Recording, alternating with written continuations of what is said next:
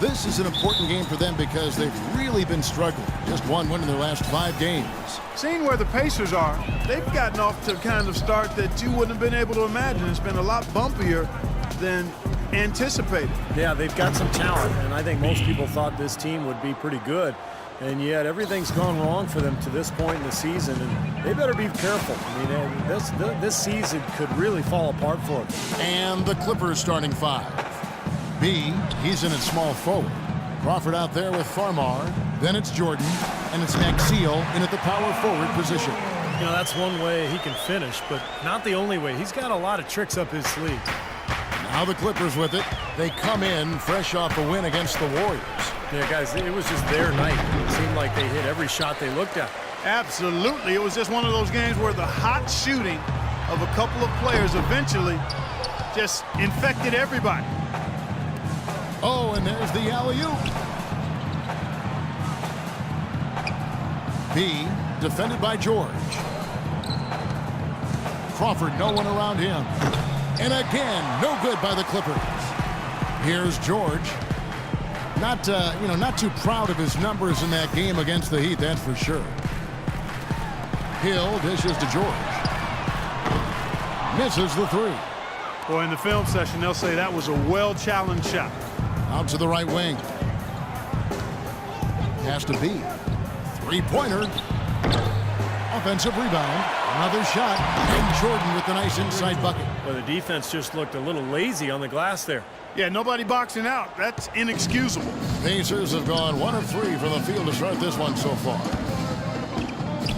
Hibbert kicks to Neal. To the middle. Here's George. Terrific assist. A nice finish. Solid play all around. Boy, he's looked great so far. Offensively, looks like he's brought his A game.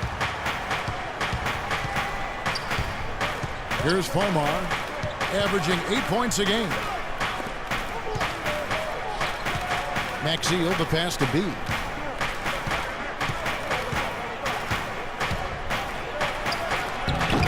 It's rebounded by Indiana. They're moving on after the tough loss they took at the hands of Miami. You know, you shoot the ball as poorly as they did that night, you're not going to win many games.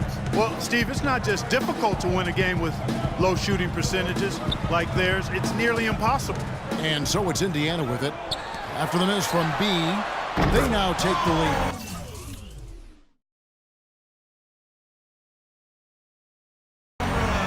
That's 7 points here for George. Clippers trail by 3. There's the pick. Farmar kicks to Maxey. It's rebounded by Roy Hibbert. Indiana's gone 1 of 2 from long range in the first quarter. Crawford against Hill. There's the dish to Hibbert. It's back to Hill. Shot clock at 6. Picked by West. The 3 from George. And Maxey pulls it down. There's some good defense for you. I mean, for somebody who's as good at shooting the 3 as he is, you need a defender who's equally adept at guarding against it. That was well done. Well, then they picked the right guy to put on him. And it's the Clippers with the ball. Paul George missing from long range. Here's B. Pacers with the rebound. Hibbert's got 3 rebounds so far in the game. You know, he's been off his game this quarter just a bit. Hasn't been able to get a whole lot to go so far. Here's Neal. He's coming off a 13-point game against Miami. Boy, he had it going offensively, just living at the line. Now here's Hibbert. It's a 3-point game. George with the bucket. He's been one of their more reliable options today, guys.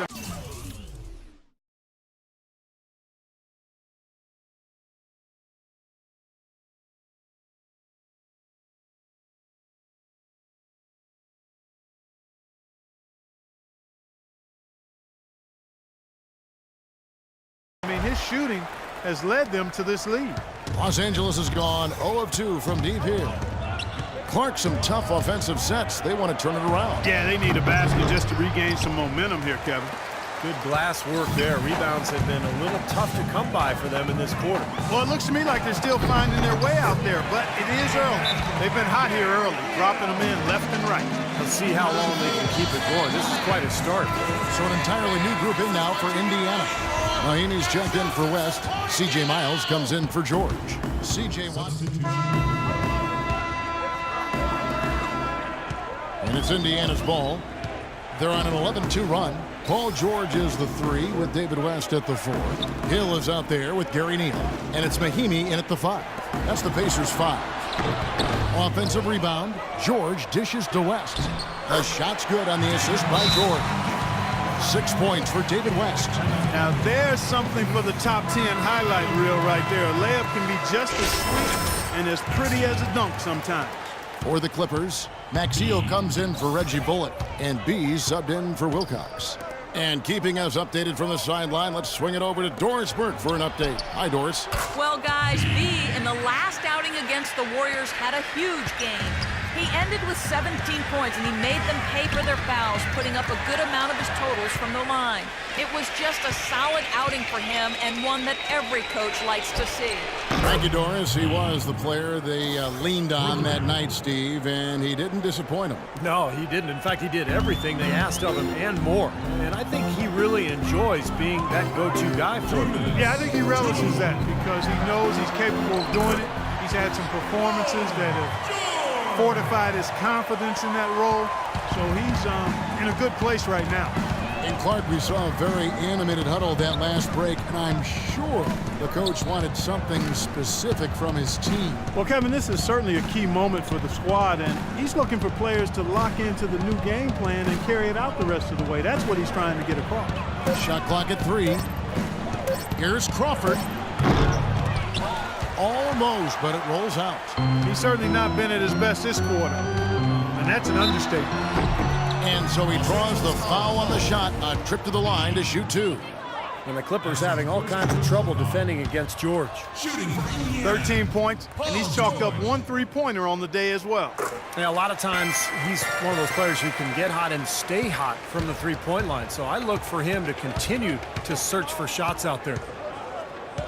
Farmar kicks to Hawes. The pass to B.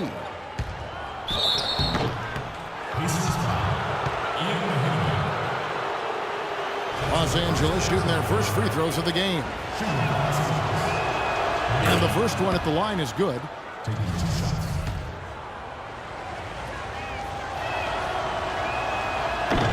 No good on the second free throw.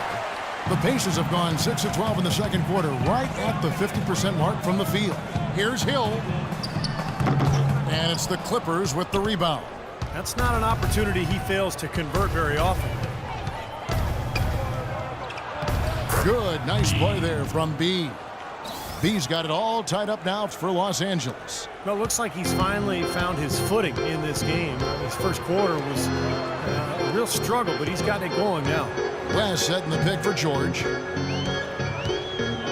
George double teamed. He dishes it to Neal. A 3-ball. It's hauled in by Spencer Hawes. Los Angeles has gotten half their shots from three-point range to go down to the second quarter. 3 of 6 from downtown. B defended by George. Kicks it to Farmar. There's Crawford with the 3. Good. And Farmar gets the assist. Farmar's got 3 assists in the game. Pacers trail by 3. Outside Hill. And George kicks to Neal. Here's West. Just 3 on the clock, and the layup is up and in. West has got 8. Strong rebounding, and he's rewarded with the easy putback. And we're through 2. All right, Kevin.